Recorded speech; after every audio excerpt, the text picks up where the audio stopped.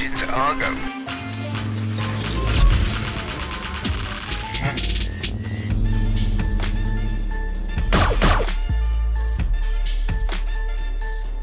What's going on, Star Wars Unlimited fans? Welcome back to the channel. Today we're going to do a quick review of some of the new Set 5 cards that were spoiled from Legends of the Force. There were a few spoiled recently, but I'll just go over some of the fresh spoils from yesterday and today. First of all, I want to thank the Haven Games for sponsoring this video, where you can get 10% off all of your Swoop product at the link below in the description. If you haven't subscribed yet, hit that button. It'll help out the channel a lot. We're trying to hit 100 subscribers, so that would be awesome if you guys could sub if you like the content. We'll get right into it, honestly. So first we got Grogu, another Grogu card. They showed the standard art for the card today. I wonder why he looks so sad here. But interesting art choice. It kind of looks like it's just like a hand-drawn, sort of cartoony version of Grogu. Grogu, the mysterious child. He's a 3-cost heroism unit. He has the Force tag, of course, and he is a 1/6 with the hidden keyword and action. Heal up to 2 damage from a unit. If you do, deal that much damage to a unit. First thing that comes to my mind with this card is a lot of decks you could play it in. Obi-Wan probably likes this card. I know Rey, it would be really interesting to see this in Rey, because then it could become a, let's see here, a 3/8, which is kind of crazy. If you throw a lightsaber on him, then it just becomes a huge bomb just after a couple turns. And then, of course, depending on what happens with Force Throw, I know a lot of people are predicting that that card's going to see a lot of adjustments just from being so synergistic with the set. Some people fear that that's going to be the next, triple Dark Raid type card, where it just becomes a little bit of a problem. Personally, I think it would be awesome not to touch the card and give that ability to discard in a lot of decks. But we'll see where that goes. But as of right now, using this with Force Throw, another huge play. And then, of course, he comes in hidden. So for those who might not know and are watching this, hidden means when you play the unit, that unit can't be attacked the turn that it's played. So for these ambush units that are able to attack as soon as they come in, Grogu can't be ambushed. No units can attack Grogu for the turn that he's played. He can still be damaged, but if you look at his stats off the bat, he dodges takedown and fell the dragon, so that's pretty cool. So things like Power of the Dark Side, if he's the only unit on the board, could definitely get rid of him, but I can see him being a problem, just like the already problematic Grogu unit that we have already. So he is a legendary, so I think this will be a chase card. I think people are going to be high on him, and I think he's definitely going to be competitive for sure. Let me go to the next slide. So next we got, I don't want to butcher this name, but Sifo Dyas, commissioning an army. He's a 5-cost command ground unit, 4/4 on the stats with Force Jedi Republic tag. When defeated, search the top 8 cards of your deck for any number of clone units with combined cost 4 or less and discard them. For this phase, you may play those cards from your discard pile for free. Obviously, the Force tag is going to be huge in the set. I'm so excited to see that on him. Searching for clone units is interesting. I mean, maybe there's a world where like Rex or Nala Se can use this. It is a rare, so interesting pick. I don't think the stats are that great for a 5-cost. But, we'll see if he sees any play. Interesting card. Next we got Deathfield. It's a 4-cost aggression villainy card. It is a Force event. Deal 2 damage to a non-vehicle enemy unit. If you control a Force unit, draw a card. Yeah, I mean, that's not bad at all. I guess for 4 costs it's a little expensive. I think since there's going to be so many force units, you're always going to be able to draw a card, so is it worth paying 4 to do 2 damage and then draw a card? I don't know. This card's a little mid for me, but who knows? It might synergize with some of the new leaders. Could be an interesting play. I love the art on it. Sick. Love this card. Not really high in the cost. I think if this was a 3-cost card, it'd be very good. Right now, I think 4 is a little expensive for what you're getting. Who knows? We'll see. Now we've got Darth Revan. So, man, Knights of the Old Republic was one of my favorite games. Probably one of the best RPG games that exists. Just saying. It's definitely, if you were around during that time when that game came out, KOTOR was super, like, that's just one of those legendary games that's come out. And Darth Revan's one of the main characters. He is a 5-cost villainy leader, so he's able to deploy on 5, which, we like that.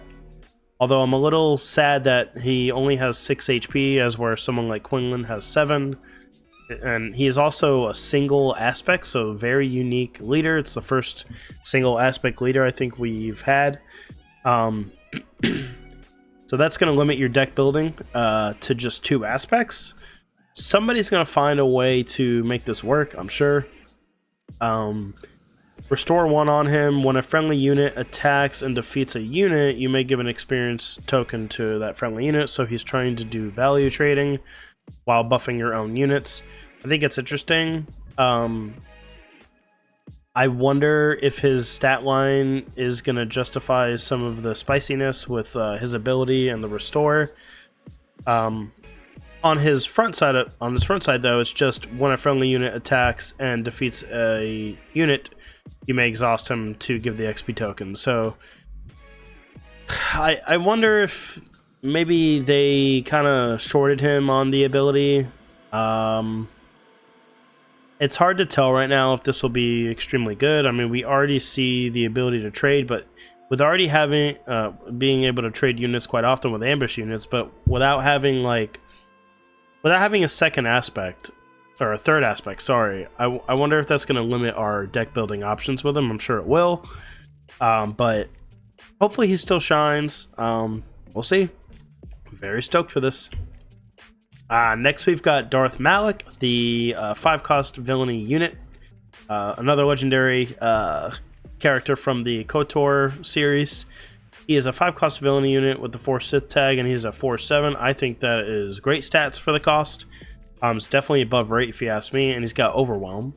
When played, if you control a Sith leader unit, you may ready this unit. So if you control Darth Revan, he flips on the same turn. You can play Darth Malik, and he's already ready. That's the way I'm reading it. I think that's very good. Then you've got Darth Revan's lightsabers, 2-cost upgrade, attached to a non-vehicle unit. If attached unit is a Sith, it gains grit. So you're using the damage that you're left with to your advantage while you're gaining these XP tokens with Darth Revan as the leader. And it synergizes obviously with his lightsaber, so I think it's interesting. I love the purple and red lightsaber. I love the art they used, and it's giving you +2/+2 on your Revan. So maybe that's the trade-off of like his stats not being that great. I mean, on 5 you can play your lightsaber, and then he's a 5/8, so he's got Vader stats on a 5-cost flip. So I think people are going to be looking out for that. Being able to have a 5/8 statted unit that's just like Darth Vader. Probably even more because his ability allows him to give XP tokens to himself. So, I mean, all you got to do is deploy your Revan, drop your lightsaber on it, kill a small unit, and then you're gaining grit and you're getting XP. So I think maybe that's why they gave him only 1 aspect, because this right here is enough to build around and just have a beast leader. Still susceptible to hard control and removal, so we'll see how this plays out. I'm very excited for this leader. I'm excited to see what people brew. In my mind, I'm going straight to yellow. I think there's some ambush units there that could benefit from XP tokens. I haven't really deep dived into builds with this just yet, like not at all. we're really just going over the cards for now before we start getting crazy. But we'll see where it goes. Love it. Next we got HK47 exclamation die meatbag. He's a 2-cost aggression villainy Sith droid with a 2/4 stat line. He's a legendary. His ability is when an enemy unit is defeated, deal 1 damage to its controller's base. Pretty okay. It says enemy unit, so this could be tokens. This could be any unit. I see this being interesting. I think a turn 1 play like this is...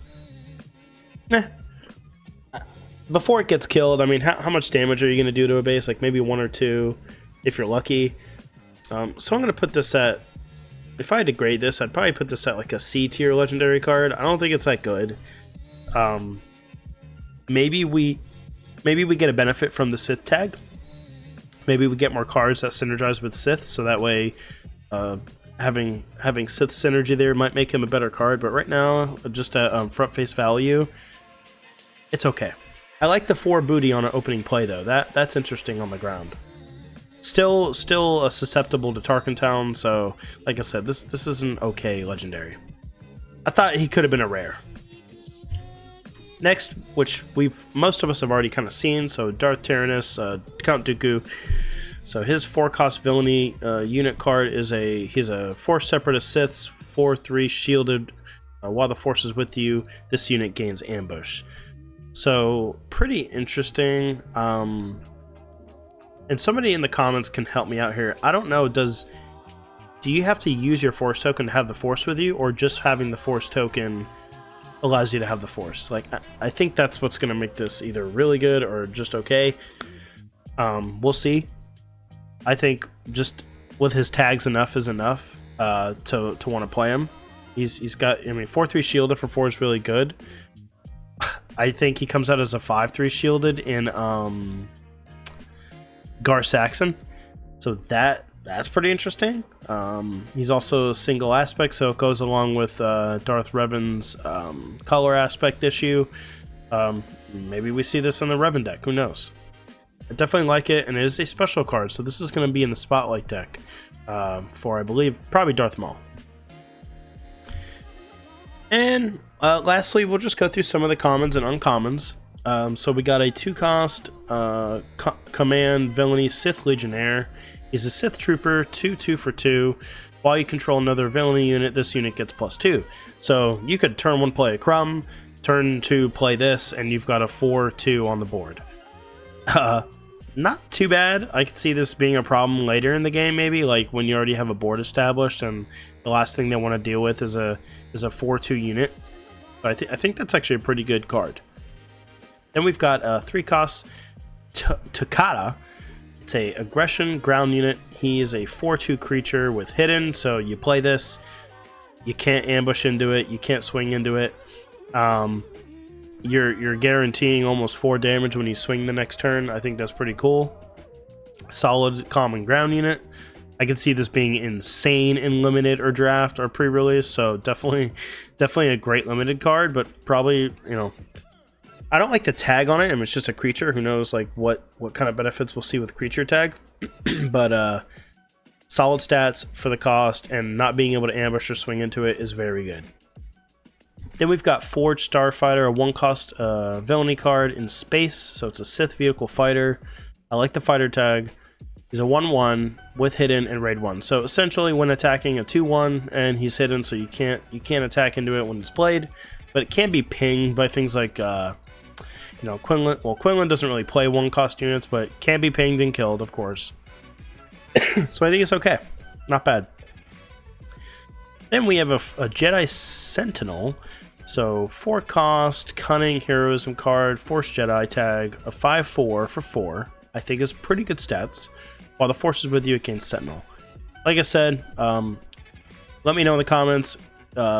Force is with you, whether you have the token or if you've used the token. I'm not really sure. I would assume it's while you're holding the token. Yeah, I mean, 5/4 Sentinel's pretty damn good. So not bad on the 4 slot for that cost there. The next card, Cure Wounds, is a force card. It's a 1-cost vigilance card. Use the Force. So, there's that term, use the Force. I think while the Force is with you, you have that token, and then when you use the Force, you're gaining some really huge benefit. So in this case, it's if you do, you heal 6 damage from a unit. It would have been cool if you could have choose unit or base, sort of like top target. That would have been kind of insane. I still think this is pretty damn good because you could just play Redemption and then play this and heal most of that damage back from your Redemption. So you can heal your base and then use this to heal the Redemption. Sorry guys, I'm still coming off being sick. That right there is very good. I mean, just being able to heal 6 from a unit, it could be a game changer. So I like the cost on it. I think it's a solid card. Let me know in the comments if, like, with any of these cards we've talked about, what your thoughts are. So far, I think it's pretty spicy stuff we're seeing. Then we got a 5-cost Vigilance Heroism unit, a Jedi Guardian. He's a Force Jedi. He's a 4/8 for 5. While this unit is defending, it gets +2 attack. So it's essentially a 6/8 for 5. These are ridiculous stats. You are way above rate on the health, and of course throwing a saber on this thing is absurd. So if you throw a saber on this, you've got a 7/11. Well, I guess 9/11 when it's defending, but man, this is a great unit. I think it's like it's probably sort of like your Poe in the Vigilance Heroism world, like just that 5-cost bomb that's going to cause problems. This is definitely up there. Doesn't have like an amazing ability, but hey, if you want to swing into it, you're taking 6 damage back, and if I have a lightsaber, you're taking 10 back. Or 9. Sorry, 9. It's a problem. I think the card is really good for the stats we see. Next up, we've got a Tarentatech. I think I said it right. Tarentatech, 5-cost command creature, a 5/5 for 5. While an opponent controls a Force unit, this unit gains ambush. I mean, 5-cost 5/5 ambush is pretty good. If Force is really popular, we're probably going to see a lot of people playing Force units, so you're probably going to be able to get this ambush off pretty consistently. I think it's a B tier card. I think it could be really good. Its ceiling is okay. Its floor is pretty low. There's other things I'd probably want to play for 5. If I'm not able to ambush with this, I'm probably really upset that I have this on my deck. It's really good when it ambushes, but not so good when it doesn't ambush. Next, we got a Jedi Knight, a 3-cost aggression heroism unit. So Force Jedi tag, 3/3 for 3. When played, if you have the initiative, deal 2 damage to an enemy ground unit. Pretty damn good. Tarkin Town builds probably really like this, or just any build that's able to value trade. I like the stats, I like the tag on it, and he has a great one played. A lot of units that have a effect when they come into play that benefit you are really good. And this one's got a straightforward ability of doing 2 damage to an enemy ground unit, so I like it. And then finally, we've got Jedi Consular, Force Jedi. He's a 2-cost command heroism unit, a 1/4 stat line for 2. Not bad. Action, use the Force, play a unit from your hand. It costs 2 less. Interesting. Being able to resource cheat is really good in this game, so I think he's probably just like a buff version of a Alliance Dispatcher. Maybe not as good because you don't need to use the Force to use Alliance Dispatcher, but Alliance Dispatcher has really low stats. And if you throw a saber on this thing, if you're using one of the new Legends of the Force bases where when you attack you gain the Force, I mean, you're able to play units for cheap just from attacking. So, like, this could actually be a huge problem. Being able to play Luke on 5 in a command deck, really good. That's like, you're actually sort of action cheating as opposed to like Yoda's ability, where Yoda's having to use the multiple actions to get you're my only hope off. this has like a built-in Death Star plans almost as a unit, and like I said, throwing a saber on it puts it at a 4/7 stat line, so it takes it out of takedown and fell the dragon range. I think that card's gonna be really good. It's actually a broken card for being a common. Of course, it could be Tarkin Town on turn 1 if it gets pinged, but don't play it on turn 1. Let them use Tarkin Town on something else, and then you're cheating out units for a couple turns at least. Sadly, when he's played, there's no effect, but if you keep him alive long enough, you could start cheating out units, and I think that's pretty good. The only issue is like at a 1/4 stat line, you're really just using for his ability. So if I throw a saber on this, do I want to be swinging with him, or do I want to keep exhausting him to play things cheaper? So a little tricky there. Maybe if he's shielded, he can survive a couple turns. I mean, even just using it once to get like a Luke out earlier is probably enough. But maybe you go ahead and you're able to get 2 units out for cheap. That could be huge. I mean, play Redemption for 6. That is insane. So I like what we're seeing, man. I'm really excited for what's to come. The new set looks really interesting. Not much else to say here, guys. I'm going to try to put out some videos of these spoils as they start to get revealed. Maybe I'll do one like once or twice a week because they are revealing every day.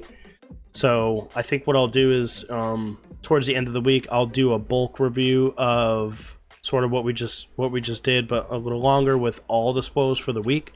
But man, I cannot wait for this set to come out. I'm still like getting used to Jump to Lightspeed, and here we are, just more spoils coming in for the new set. Really excited. So guys, thanks for checking out the video.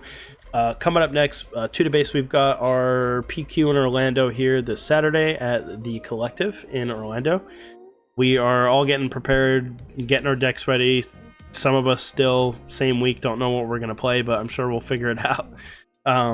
If you guys like the content, please subscribe again, like, comment, let me know what you guys think of these new cards. What's the vibe? Make sure you check out 2tobase.com to check out all of our blogs. Visit the link below to the Haven Games to get 10% off all your Star Wars Unlimited products. I also have a link to our Discord in the description. Please join, chat with us, get into the deck building forums with us, and just chit chat. We love seeing new people come in and just vibing it up in the Discord. And thanks for all the recent subscribers, man. I really appreciate it. I'm putting a lot of time into editing and putting out as much content as I can. And yeah, as a team, we're just getting ready to rally for these couple PQs we have this month here in Orlando. And yeah, that's it.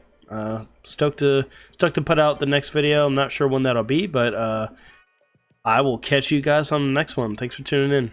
See ya.